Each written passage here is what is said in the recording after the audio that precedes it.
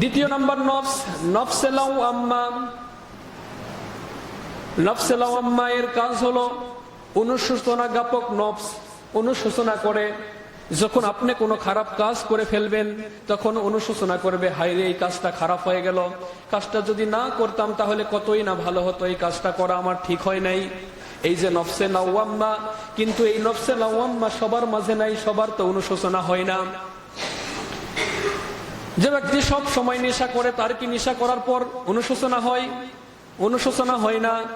যে ব্যক্তি সুদের সাথে জড়িত, ঘুষের সাথে জড়িত, সুদ ঘুষ খাওয়ার পরে তো তার অনুশোচনা হয় না।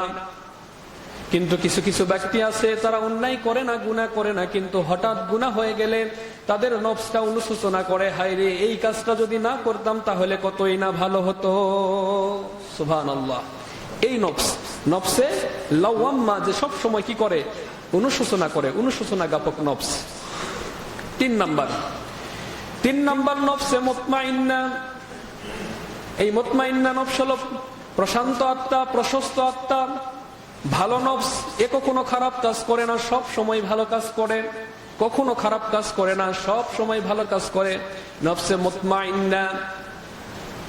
তো তাহলে নফস পেলাম তিনটা। এক নাম্বার নফসে আম্মারা, দুই নাম্বার লাওয়াম্মা, তিন নাম্বার মুতমাইন্না। এখন আসেন, যাদের হলো নফসে আম্মারা তারা হলো সব সময় গুনার কাজ করে, এরা কখনো ভালো কাজ করে না। এখন আমরা পরীক্ষা করব যে আমাদের কোন নফস, আমাদের নফসটা কি আম্মারা নাকি আমাদের লাওয়াম্মা নাকি আমাদের মুতমাইন্না, অর্থাৎ আমাদের ভালো নাকি মাঝামাঝি আছে, অনুশোচনা করে, নাকি আমাদের নফসটার এমন অবস্থা হয়ে গেছে যে আম্মারা, সে সব সময় খারাপ কাজ করতে চায়, ভালো কাজ সে করে না। এখন পরীক্ষা করে আসেন। সূরা ইউসুফ আয়াত 53, রব্বুল আলামিন বলেন, ওয়ামা উবারি ওয়ামা উবাররিউ নাফসি। ইউসুফ আলাইহিস সালাতু ওয়াস সালাম নিজে বলছেন, আমি আমাকে দোষমুক্ত মনে করি না, আমি আমার নফসকে ভালো মনে করি না। কে বলছে? নবী ইউসুফ আলাইহিস সালাতু ওয়াস সালাম। ওই যে যখন জুলেখার প্ররোচনায় পড়ে গেল, ইউসুফ আলাইহিস সালামকে জুলেখা নিজের দিকে আকৃষ্ট করার চেষ্টা করলো, গুনার জন্য আহ্বান করলো। ইউসুফ আলাইহিস সালাম ওখান থেকে দৌড় দিলেন, পালিয়ে চলে আসলেন। এই গুনাহ থেকে বাঁচার পরে ইউসুফ আলাইহিস সালাম নিজে বলেন, ওয়ামা উবাররিউ নাফসি, নিশ্চয়ই নফস খারাপ কাজের প্ররোচনা দেয়, আমি নিজেকে ভালো মনে করি না, আমার নফসকে ভালো মনে করি না। ইন্নান নাফসা লাআম্মারাতুন বিসসুই, নিশ্চয় এই নফস আম্মারা, নফস সব সময় মানুষকে খারাপ কাজের জন্য প্ররোচনা দেয়, খারাপ কাজ করতে বলে, কখনো এই নফস ভালো কাজ করতে বলে না। ইল্লা মা রহিমা রব্বি, কিন্তু যার উপর রব রহম করেছে সে ব্যতীত। যে ব্যক্তির উপর রব রহম করে সে শুধু ভালো কাজ করতে পারে, এবাদে যার প্রতি আল্লাহ তাআলা রহম করে না সে কখনো ভালো কাজ করতে পারে না। তাহলে নবী ইউসুফ আলাইহিস সালাতু ওয়াস সালাম বলছেন যে, ওয়ামা উবাররিউ নাফসি, নিশ্চয় আমি আমাকে, আমার নফসকে ভালো মনে করি না। কারণ নফসে আম্মারা আমাদের উপর উপস্থিত আছে, অবস্থিত, মানে এটা কি আছে আমাদের মাঝে। এই জন্য বলা হচ্ছে যে ইন্নান নাফসা লাআম্মারাতুন বিসসুই, এই খারাপ, এই নফসটা সবসময় খারাপ কাজ করতে বলে, খারাপ কাজের প্ররোচনা দেয়, এই জন্য নিজেকে আমি ভালো মনে করি না। ইল্লা মা রহিমা রব্বি, কিন্তু যার উপর রব রহম করেছে, আল্লাহ তাআলা দয়া করেছে, সে ব্যতীত সে ভালো কাজ করতে পারবে। ইন্না রব্বি গফুরুর রহিম, নিশ্চয় আমার রব ক্ষমাশীল, দয়াবান, অতীব দয়াশীল। এই জন্য রবের দয়া ছাড়া ভালো কাজ করা যায় না, রবের রহম ছাড়া খারাপ কাজ থেকে বেঁচে থাকা যায় না। এখন আসেন আমাদের নফসের পরিমাণ ঠিক করে দোয়া করব। প্রিয় নবীজি সাল্লাল্লাহু আলাইহি ওয়াসাল্লাম বলেন, ফাকসিরু ফিহি দুআ, বেশি বেশি করে তোমরা সেজদার মাঝে দোয়া করো। ফাকসিরু ফিহি দুআ, বেশি বেশি করে সেজদা করো, সেজদার মাঝে দোয়া করো। প্রিয় নবীজি দোয়াও শিখাই দিলেন। প্রিয় নবীজি প্রতিনিয়ত একটা দোয়া করতেন সেজদার মাঝে। দোয়াটা হলো, আল্লাহুম্মা গফিরলি যামবি কুল্লাহু দিক্কাহু ওয়া জিল্লাহু ওয়া আউওয়ালাহু ওয়া আখিরাহু ওয়া আলানিয়াতাহু ওয়া সিররাহু। কত সুন্দর একটা দোয়া প্রিয় নবীজি শিখাই দিলেন। দেখেন, আপনি যদি অর্থ অনুধাবন করে এই দোয়াটা পড়তে পারেন, আপনার চোখ দিয়ে এমনি এমনি পানি চলে আসবে। কত সুন্দর দোয়া। আল্লাহুম্মা গফিরলি, হে আল্লাহ আমাকে ক্ষমা করে দেন, কুল্লাহু, আমার সকল গুনাহগুলো, যত গুনাহ আমি করছি সব গুনাহগুলো আমাকে ক্ষমা করে দেন। আল্লাহুম্মা গফিরলি কুল্লাহু দিক্কাহু ওয়া জিল্লাহু ওয়া আউয়ালুহু ওয়া আখিরুহু ওয়া আলানিয়াতুহু ওয়া সিররাহু। আমার আগের গুনাহ, পিছের গুনাহ, আমার প্রথম গুনাহ, শেষ গুনাহ, আমার প্রকাশ্য গুনাহ, আমার গোপন গুনাহ, যত গুনাহ আমি করছি সব গুনাহগুলো আমাকে ক্ষমা করে দেন। প্রিয় নবীজি প্রতিনিয়ত এই দোয়া করতেন। সেজদার মাঝে আমাদেরও করার দরকার আছে না নাই? বলেন, দরকার আছে না নাই? তাহলে প্রতিনিয়ত আমরা সেজদার মাঝে যদি এই দোয়াটা করি, রব্বুল আলামিন রমজান মাসে এমনি তো ওয়াদা করছেন যে যদি কোনো ব্যক্তি মান সামা রমাদানান ঈমানান ওয়া ইহতিসাবান গুফিরা লাহু মা তাকদ্দামা মিন যামবি, যদি ঈমান এবং ইহতিসাবানের সহিত রোজা রাখে তাহলে তার জীবনের সব গুনাহগুলো মাফ করে দেওয়া হবে। এর মাঝে যদি সেজদায় আমি এভাবে আল্লাহ তাআলার কাছে আমি দোয়া করি, যখন আমি সেজদায় আমার কপাল এবং আমার নাক থেকে আমি রব্বুল আলামিনের কাছে দোয়া করব, রব্বুল আলামিনকে আমি ডেকে চোখের পানি ছেড়ে দিয়ে বলবো, হে আমার রব, আমি তো গুনাহ করছি, আমার সমস্ত গুনাহগুলো মাফ করে দেন। ও আমার পরওয়ারদিগার, আমি তো প্রথমে গুনাহ করছি, শেষেও গুনাহ করছি, আমি তো মৃত্যুর আগেও গুনাহ করে ফেলবো। হয়তো আমি প্রথমে আমার বুদ্ধি হওয়ার পর থেকে আমি গুনাহ করে ফেলছি, আমি শেষে হয়তো গুনাহ করব, আমি গোপনে গুনাহ করে ফেলছি, আমি প্রকাশ্য গুনাহ করে ফেলছি, আমার সব গুনাহগুলো আপনি ক্ষমা করে দেন। ক্ষমা করবে কি করবে না? এইভাবে যখন রবকে আপনি ডাকিয়ে বলবেন, আল্লাহ তাআলা তার নিকটবর্তী ফেরেশতাদেরকে ডেকে বলবে, হে আমার ফেরেশতা, দেখো আমার বান্দা কপাল এবং নাক ঠেকিয়ে কাউকে সিজদা করে না, শুধুমাত্র আমাকে সিজদা করে। আর আমাকে সিজদা করে আমার বান্দা কত সুন্দরভাবে দোয়া করছে। দেখো আমার প্রথম গুনাহ, শেষ গুনাহ, সমস্ত গুনাহ, প্রকাশ্য গুনাহ, গোপন গুনাহ, সব গুনাহগুলো ক্ষমা করে দেন। ও আমার ফেরেশতা, আমি কি আমার বান্দাকে ক্ষমা করব না? ফেরেশতাদেরকে রব্বুল আলামিন জিজ্ঞাসা করবে, ও আমার ফেরেশতা, আমি কি আমার বান্দাকে ক্ষমা করব না? ফেরেশতারা বলবে, অবশ্যই আল্লাহ ক্ষমা তো করবেন, তো আপনাকে আমাকে মাফ করে দিবেন, এর থেকে বড় পাওয়ার কি আছে? তাহলে কয়টা স্থান পেলাম? তিনটা। এক নাম্বার, মা বাইনাল আযানি ওয়াল ইকামা, আযান এবং ইকামতের মাঝখানে দোয়া। দুই নাম্বার, 5 ওয়াক্ত নামাজের সময়ের দোয়া। 3 নাম্বার, 2 সেজদার ভিতরে দোয়া। করব তো ইনশাআল্লাহ? করব তো ইনশাআল্লাহ। 4 নাম্বার হলো দোয়া কবুলের সময় হলো শেষ রাতে। শেষ রাতে যখন আপনি সেহরি খেতে ওঠেন, একবারে শেষ মুহূর্তে অল্প কিছু সময় আপনার হাতে আছে, এই শেষ সময়ে যদি রব্বুল আলামিনের কাছে আপনি দোয়া করেন, দোয়া কবুল করে নেবেন। যা মনের আশা আছে শেষ সময় আপনার, শেষ রাতে দোয়া করবেন রব্বুল কারিমের কাছে। আপনি হাত তুলে আপনার যা চাওয়া আছে সব চাওয়াগুলো বেশি বেশি করে পড়ে নেবেন। দেখেন, এমনি তো সেহরি করার জন্য আপনাকে আমাকে উঠতে হয়। আমি উঠি ফজরের কিছু 10-15 মিনিট আজানের আগে, যদি আমি দোয়ার লিস্ট গুলো নিয়ে বসে যাই আর রব্বুল আলামিনের কাছে যদি প্রাণ খুলে দোয়া করি, তাহলে রব্বুল আলামিন দোয়া কবুল করবেন কি করবেন না? বলেন, করবে কি করবে না? অবশ্যই দোয়াগুলো করবে, কারণ হাদিসে আসছে শেষ রাতে রব্বুল আলামিন এই দুনিয়ার সবচেয়ে নিকটতম আসমানে উপস্থিত হয়ে যায় আর বান্দাদেরকে ডেকে বলে, কে আছে, কি আমার কাছে চাইবে চাও। কোন বান্দা আছে আমার কাছে ক্ষমা প্রার্থনা করবে, ক্ষমা চাও, আমি ক্ষমা করে দিব। কোন বান্দার কোন প্রয়োজন আছে, সেই বান্দা যদি আমার কাছে প্রয়োজন চাই, আমি প্রয়োজনগুলো মিটিয়ে দিব। সুবহানাল্লাহ। তাহলে 4 নাম্বার, শেষ রাতে। 5 নাম্বার, গুরুত্বপূর্ণ একটা সময়, যে সময়টা অল্প কিছুদিন পাবো, মাত্র 4টা দিন পাবো। রমজান মাসে জুমা কয়টা পাওয়া যায়? কথা বলেন, রমজান মাসে জুমা কয়টা পাওয়া যায়? 4টা জুমা পাওয়া যায়। এর মাঝে একটা আমরা পাস করে চলে আসছি, একটা আমাদের পাস্ট হয়ে গেছে। আজকে একটা উপস্থিত, মানে আজকে গেলে 2টা শেষ হয়ে যাবে।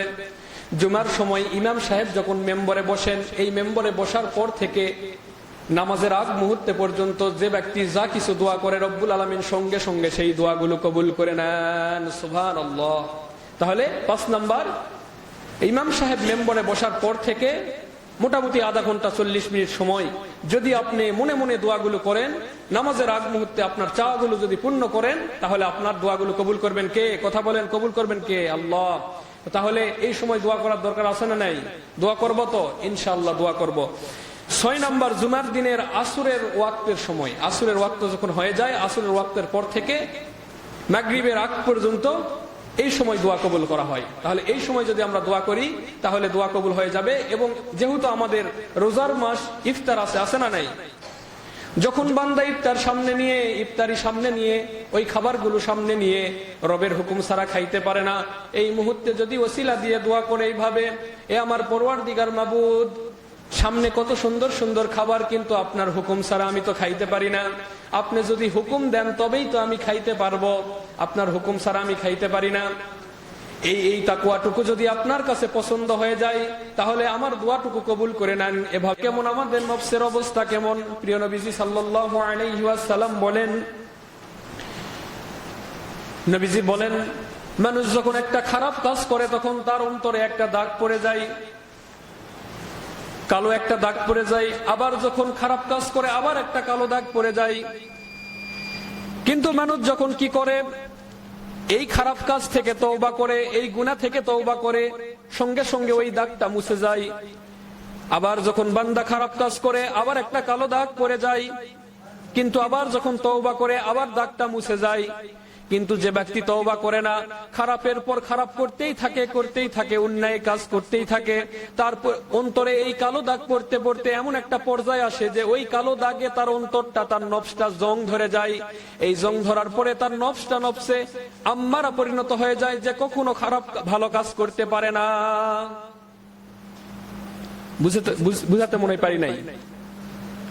প্রিয় নবীজি বলছেন যে ব্যক্তি খারাপ কাজ করে অন্তরে একটা কালো দাগ পড়ে যায়, এই কালো দাগ পড়ে যাওয়ার পরে যখন সে তওবা করে তখন কালো দাগটা উঠে যায়। আবার খারাপ কাজ করে আবার তওবা করে আবার কালো দাগটা মিশে যায়, উঠে যায়। কিন্তু যে ব্যক্তি তওবা করে না, একের পর এক খারাপ করতেই থাকে, তার নফস কি হয়, তার নফসে তার উপর জং পড়ে যায়, আম্মারাতে পরিণত হয়ে যায়, সে আর ভালো কাজ করতে পারে না। রব্বুল আলামিন বলেন, কাল্লা বাল রানা আলা কুলুবিহিম মা কানু ইয়াকসিবুন। কাল্লা বাল রানা, কখনোই না, তার নিজের কাজের কারণে তার নফসের উপর জং ধরে গিয়েছে, তার নিজের কাজের, নিজের কৃতকর্মের কারণেই তার নফস জঙ্গে পরিপূর্ণ হয়ে গেছে, নফসটা কালো হয়ে গেছে, সে আজ ভালো কাজ করতে পারে না। কাল্লা, কখনোই না। কারণ তার নিজের দোষে এত বেশি গুনাহ করছে, গুনার পর গুনাহ করেই গেছে, সে আর ভালো কাজ করার সুযোগ পায় না। বুঝাতে পারছি মনে হয়? মানে খারাপ কাজ যে ব্যক্তি করতেই থাকে কিন্তু তওবা করে না, রবের দিকে ফিরে আসে না, তার নফসের এমন একটি অবস্থা হয়ে যায়, তার জন্য আর শয়তানের প্রয়োজন হয় না। বুঝতে পারছেন? রোজার সময় শয়তান বন্দি, সুফিদাতি শায়াতিন, শয়তান বন্দি। কেন আমরা খারাপ কাজ করি? এই জন্যই যে ব্যক্তি খারাপের উপর খারাপ, অন্যায়ের উপর অন্যায়, পাপের উপর পাপ করতে থাকে, তওবা করার সুযোগ পায় না বা তওবা করে না, তার নফসটা এমন অবস্থা হয়ে যায়, নফসে আম্মারা পরিণত হয়ে যায়, তখন তার আর শয়তানের প্রয়োজন হয় না। সে নিজেই তখন কি হয়ে যায়? শয়তান হয়ে যায়। মানুষ শয়তান আছে না? সূরা নাসে আমরা পড়ি না, মানুষ শয়তান এবং জিন শয়তান, সে মানুষ শয়তান হয়ে যায়, আর প্রয়োজন হয় না শয়তানের। এই জন্য আজকে রমজানের দিন যারা গুনাহ করবে, রমজানের দিন যারা অন্যায় করবে, পাপ করবে, অশ্লীল কথা বলবে, অশ্লীল গালিগালাজ করবে, ঝগড়া বিবাদে লিপ্ত থাকবে, সুদ ঘুষের মধ্যে লিপ্ত থাকবে, যত প্রকার গুনাহ আছে এই গুনাহগুলো করবে, ধরে নিবেন যে শয়তানের প্রয়োজন নাই, তার নফসের অবস্থা হয়ে গেছে আম্মারা, সে নিজে এখন গুনাহতে লিপ্ত হয়ে যায়, আর শয়তানের প্ররোচনার প্রয়োজন পড়ে না। 2 নাম্বার নফস, নফসে লাওয়াম্মা। এই নফসটা অনুশোচনা করে। মানুষ যখন খারাপ কাজ করে, খারাপ কাজ করার পরে অনুশোচনা হয়, হায় রে কি খারাপ কাজ করলাম, যদি না করতাম তাহলে কতই না ভালো হতো। হয় না এমন হয়? হয়তো আমাদের খারাপ কাজ করার পর হয় না, কষ্ট লাগে যে হায় রে এই অন্যায়টা কেন করলাম, না করলে তো ভালো হতো। এটাকে বলা হয় নফসে লাওয়াম্মা। আমাদের অধিকাংশের এই নফস আমাদের মাঝে অবস্থিত, অধিকাংশের কারণ আমরা এই নফসের কারণে আমরা অনুশোচনা করি, খারাপ কাজ করলে আমাদের কষ্ট হয়ে যায়। রব্বুল আলামিন বলেন, ওয়ালা উকসিমু বিন-নাফসিল লাওয়াম্মা। আমি আরো কসম করছি সেই মনের যে অন্যায় কাজ করার পরে নিজেকে ধিক্কার দেয়। সুবহানাল্লাহ, সেই নফসের কসম করছে আল্লাহ তাআলা। ওয়ালা উকসিমু বিন-নাফসিল লাওয়াম্মা, যে আমি সেই নফসের কসম করছি যে নফস অন্যায় করার পর নিজেকে ধিক্কার দেয়, কষ্ট পায়। এই নফসটা থাকা ভালো, কিন্তু এটাই যে থাকবে সব সময় তা নয়। আমাদেরকে উন্নতি করতে হবে না? কারণ আমি যদি উন্নতি না করি, আমি যদি পরের ধাপে না এগোই, তাহলে কি হবে? তাহলে আমার নফস কখন জানি আম্মারাতে পরিণত হয়ে যাবে। গুনাহ তো আমাদের দ্বারা সংঘটিত হতে পারে না, কিন্তু আমাকে চেষ্টা করতে হবে গুনাহ যেন না হয়। আচ্ছা দেখেন, রমজানের দিন শয়তান বন্দী, কিন্তু আমি গুনাহ করছি, কিয়ামতের দিন আল্লাহ তাআলা আমাকে আপনাকে উঠায় যদি বলে, বান্দা তোর জন্য তো আমি শয়তানকে পর্যন্ত বন্দী করে রাখছিলাম যাতে করে তুই গুনাহ না করিস, শয়তান বন্দী থাকার পরেও বান্দা তুই গুনাহ করলি, এরপরে কি জবাব দিবেন বলেন? কোন জবাব আছে? কোনো জবাব নেই, কারণ আমার নিজের দোষেই তখন আমি গুনাহ করে ফেলছি, আমি ধরা খেয়ে যাব। তাহলে আমাদের নফসকে পরিবর্তন করতে হবে, উন্নতি করতে হবে।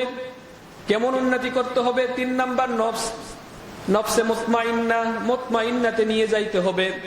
যদি আমি নফসে মুতমাইন্নাতে নিয়ে যাইতে পারি তাহলে আমি সফল হয়ে যাব, আমি ধরা খাবো না, আমি ব্যর্থ হব না, আমি জান্নাতে প্রবেশ করব। একটা মাত্র নফস, এই নফসে মুতমাইন্নাই শুধু জান্নাতে প্রবেশ করবে, অন্য কোন নফস জান্নাতে প্রবেশ করতে পারবে না। লাউ আম্মার বিচার হবে আর আম্মারা সরাসরি জাহান্নামে চলে যাবে, কিন্তু নফসে মুতমাইন্না সরাসরি জান্নাতে চলে যাবে। সুবহানাল্লাহ। রব্বুল আলামিন বলেন, ইয়া আইয়াতুহান নাফসুল মুতমাইন্না ইরজিই ইলা রাব্বিকি রাদিয়াতাম মারদিয়া ফাদখুলি ফি ইবাদি ওয়াদখুলি জান্নাতি। রব্বুল আলামিন বলেন, ইয়া আইয়াতুহান নাফসুল মুতমাইন্না, হে মুতমাইন্না প্রশান্ত আত্মা, বাহির হয়ে আসো। ইরজি ইলা রাব্বিকি রাদিয়াতাম মারদিয়া, তোমার রবের খুশির জন্য, তোমার রবের সন্তুষ্টির জন্য তুমি বাহির হয়ে চলে আসো। ইরজি ইলা রাদিয়াতাম মারদিয়া ফাদখুলি ফি ইবাদি, যে বান্দাগুলো ইবাদত গুজার ছিল, যে বান্দাগুলো সৎ কাজ গুজার ছিল, যেই বান্দাগুলো অন্যায় করতো না, ওই মুত্তাকি বান্দাদের কাতারে শামিল হয়ে যাও। ফাদখুলি ফি জান্নাতি, এবং জান্নাতে প্রবেশ করো। সুবহানাল্লাহ। তাহলে কোন নফস জান্নাতে প্রবেশ করবে? নফসে মুতমাইন্না। ইয়া আইয়াতুহান নাফসুল মুতমাইন্না ইরজিই ইলা রাব্বিকি রাদিয়াতাম মারদিয়া।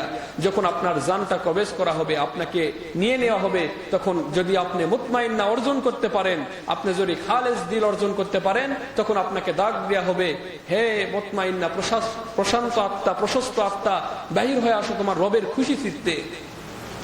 তারপরে কি করো? যেই বান্দাগুলো ইবাদত গুজার, যেই বান্দাগুলো সৎ কাজ করে, তাদের কাতারে শামিল হয়ে যাও এবং তুমি জান্নাতে প্রবেশ করো। তাহলে আমাদেরকে 3 নাম্বার নফস, নফসে মুতমাইন্না অর্জন করতে হবে। রাজি আছি তো? রমজান মাসে গুনাহ করা যাবে? গুনাহ করা যাবে? কোন প্রকার গুনাহ করা যাবে না, আমাদেরকে নফসে মুতমাইন্না অর্জন করতে হবে। আমার আলোচনার বিষয় ছিল 2টি। 1 নাম্বার আলোচনার বিষয় করলাম যে শয়তান না থাকার পরেও কেন আমরা গুনাহ করে ফেলি রমজান মাসে। গুনাহ করি এই জন্যই, আল্লাহ তাআলা আমাদেরকে যে 3টা নফস দিয়েছে, এই নফসের মধ্যে যদি আম্মারা অর্জন হয়ে যায় তাহলে আমরা গুনাহ করে ফেলি, কিন্তু যদি আমাদের মুতমাইন্না অর্জন হয়ে যায় আমরা গুনাহ করব না। আর যদি গুনাহ হয়ে যায় তাহলে লাওয়াম্মা একটা নফস আছে, যে নফসটা আমাকে ধিক্কার দেয়, কেন এটা আমি করলাম, রমজান মাসে তো গুনাহ করা উচিত নয়, আমি কেন করলাম। সঙ্গে সঙ্গে তওবা করে নেবেন এবং আপনি মুতমাইন্নাতে কি করবেন? শামিল হয়ে যাবেন। বলি সুবহানাল্লাহ। এরপরে আসেন 2য় নাম্বার আলোচনার বিষয় হলো আমার